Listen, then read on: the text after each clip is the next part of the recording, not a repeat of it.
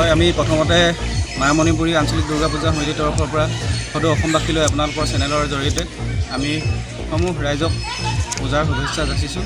আমি আজি বিগত 25 বছৰ ধৰি এই মায়ামণিপুৰী আঞ্চলিক দুৰ্গা পূজা সমিতিয়ে এই থানতে দুৰ্গা পূজা অনুষ্ঠিত কৰি আহিছোঁ আৰু বিগত বছৰৰ দৰে এইবাৰো আমি বিভিন্ন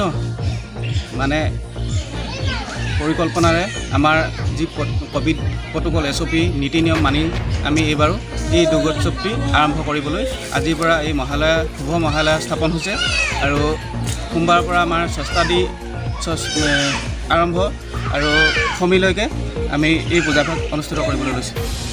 প্ৰস্তুতি আমাৰ ধুমধামেৰে চলি আছে। উদযাপন সমিতিসমূহ বিষয়ববীয়া আছে। আমাৰ সভাপতিকে আদি কৰি সকলোখিনি ৰাইজে উলহ মালহে আমাৰ পূজাভাগি অনুষ্ঠিত কৰিবৰ কাৰণে সকলো শ্ৰেণীৰ ৰাইজৰ আমি সহায় সহযোগিতা লাভ কৰিবলৈ সক্ষম হৈছোঁ।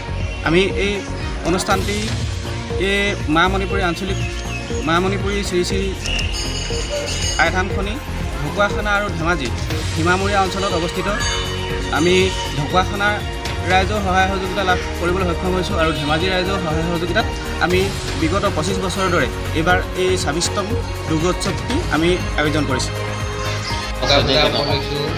আজি এই মহালয়ৰ কাৰণে যাত্ৰী হৈছে বাৰু, গতিকে আৰু যাত্ৰী হওক, মায়ে আনক আগলৈ দুৰ্গা পূজাখন হৈছে কেনেকৈ হয়, মায়ে হাত পাতি ধৰি আগলৈ দুৰ্গা পূজাখন যাব লাগে আৰু উন্নতি বৈষ্ণৱসকলকো দিব লাগে, আমাৰ থান কমিটিকো দিব লাগে, আগলৈকে যেন জয় জয় মই কৰি কিবা